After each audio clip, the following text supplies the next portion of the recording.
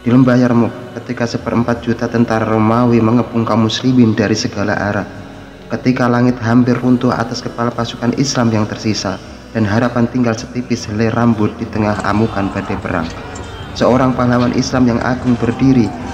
Ia genggam pedangnya, lalu ia patahkan sarungnya. Itu bukan sekedar patahnya sebilah kayu, bukan.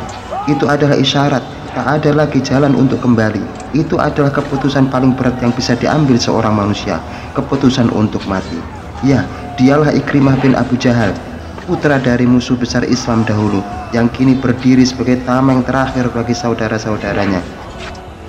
Dengan suara mengguntur yang menggetarkan dada laksana petir menyambar di tengah langit padang pasir, ia berseru, "Wahai kaum muslimin, siapa yang bersedia berjanji bersamaku untuk mati?"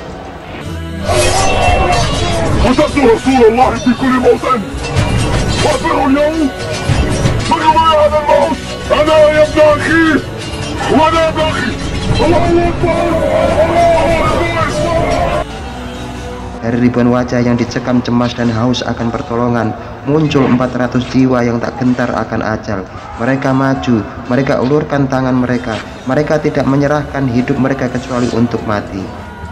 Itulah detik ketika sejarah mencatat terbentuknya barisan yang kelak dikenal dengan nama menggigilkan, Katibatul Maut atau Batalion Kematian. Saat itu, Khalid bin Walid yang agung melihat sahabatnya bersiap menerjang maut. Ia mendekat, ia menahan langkahnya, tapi Ikrimah menatapnya dengan wajah yang bercahaya, seolah ruh dari zaman kenabian terpantul di wajahnya. Dengan suara pelan tapi pasti ia berkata, "Minggirlah dariku, wahai Khalid. Engkau punya sejarah bersama Rasulullah, sedangkan aku dan ayahku dulu termasuk yang paling keras memusuhi beliau. Biarkan aku menebus dosaku. Aku telah memerangi Rasulullah di setiap kesempatan. Aku telah memerangi Rasulullah di banyak medan. Apakah aku akan lari dari pasukan Romawi hari ini? Tidak, demi Allah, itu tidak akan pernah terjadi." Dan mereka pun berangkat. Katibatul Maut menerjang seperti singa yang kelaparan, bukan pada daging, tapi pada syahadah, pada kematian akan syahid. Orang-orang Romawi terkejut melihat 400 orang mengamuk seperti singa yang terluka, menghantam kepala mereka, menerjang jantung barisan mereka. Mereka tak melawan untuk hidup, mereka melawan untuk mati. Satu demi satu para fidai, para pejuang pemberani itu menerobos lautan musuh yang seakan tak berujung. Ikrimah memimpin sendiri serangan ke jantung tentara Romawi, membelah gelombang pasukan musuh untuk membuka celah dan membebaskan kaum muslimin dari cengkeraman maut. Dan ia berhasil. Ia menghantam barisan demi barisan musuh seperti badai, hingga membuat Panglima Romawi memekik panik. "Arahkan semua anak panah kalian ke arah itu, bunuh dia, hentikan dia." Tapi terlambat. Tekad telah tertanam, jiwa-jiwa mereka telah menggenggam surga, dan pasukan yang datang untuk menghancurkan Islam malah dihancurkan oleh tekad 400 jiwa yang tidak takut kehilangan dunia, karena dunia pun tak pernah mereka cari. Tatkala hujan anak panah Romawi mengguyur langit Yarmuk bak badai neraka, kuda Ikrimah yang sejak tadi menerjang tanpa takut akhirnya tak mampu bertahan lagi. Puluhan anak panah menancap di tubuhnya, hingga tubuh binatang itu roboh dengan gelegar yang membuat tanah bergetar.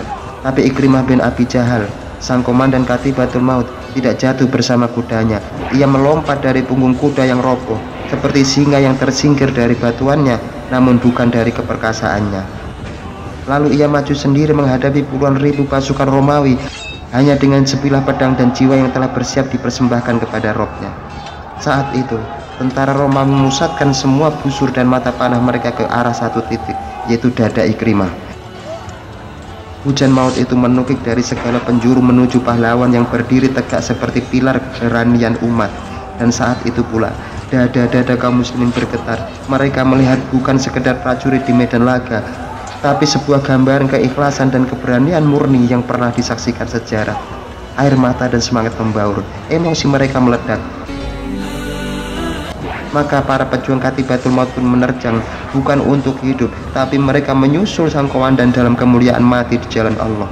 400 jiwa itu, iya, 400 fidai Islam, bergerak menuju kematian dengan kaki mereka sendiri, tanpa ragu, tanpa bimbang. Romawi terdiam, tak percaya mata mereka. Apa yang mereka saksikan bukan pasukan biasa, tapi arwah para syuhada yang sudah tak punya hubungan lagi dengan dunia. Lalu Allah menurunkan rasa takut di hati mereka. Teriakan Allahu Akbar menggema dari seluruh mulut mujahid, mengejar barisan Romawi yang mulai mundur terhuyung. Lalu lari terbirit-birit dari medan pertempuran. Kepungan pun pecah, pasukan Islam terselamatkan. Tapi di balik kemenangan itu, jiwa-jiwa besar berguguran.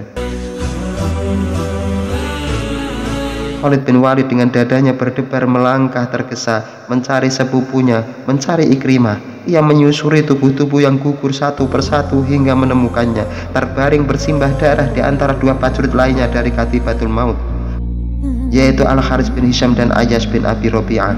Ketiganya terluka parah, napas mereka tinggal hela-hela terakhir. Darah mengalir deras membasahi pasir medan tempur yang kini sakral. Al-Haris yang masih hidup berbicara berbisik, "Berikan aku seteguk air."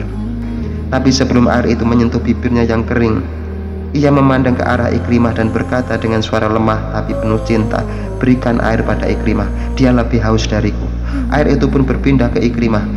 Namun saat akan meminumnya, ia melihat ke Ayyash, melihat kesakitan dari sisinya. Dengan suara yang hampir tak terdengar, ia berkata bahwa pada Ayyash, "Dia lebih haus daripadaku." Dan saat air itu sampai pada Ayyash, ia menatap langit. Ia memandang sekelilingnya lalu berkata, "Aku tidak akan meminumnya sebelum saudaraku yang pertama kali memintanya meminumnya." Namun ketika mereka kembali kepada Al-Haris, mereka menemukannya telah tiada. Lalu mereka berpaling ke Ikrimah. Ternyata dia pun telah syahid. Dan ketika mereka hendak memberikan seteguk air terakhir pada Ayyash, mereka hanya mendapati tubuhnya telah diam tanpa napas. 3 syuhada, 3 hati yang saling mengutamakan saudaranya lebih dari dirinya sendiri, meninggal dalam dahaga, tapi hati mereka telah dipenuhi air dan telaga surga. Radhiyallahu anhum wa an sahabati Rasulillahi ajma'in.